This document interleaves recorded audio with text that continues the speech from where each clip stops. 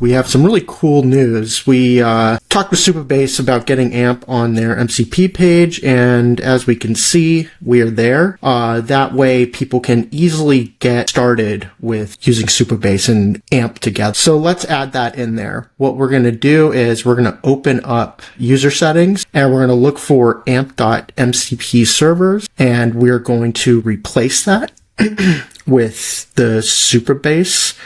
If you have other MCP servers, you can just add it underneath, but I'm just going to do this to make it look a little easier to read. So we have all this, and we're going to add the project reference, and then we'll add the personal access token, and then we'll save that. And if we go down, we'll see Supabase and all the tools it brings.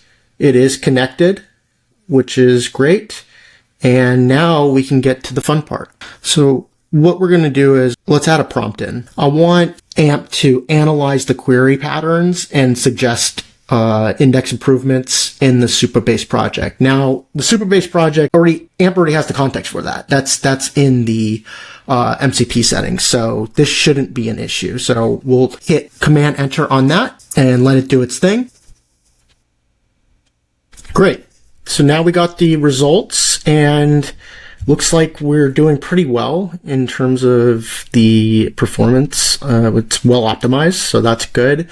There are some opportunities. So what you can do is you can copy those, and then you can paste that right into an issue. So I can talk to Madikar about recommendation improvements, and then I can create that issue.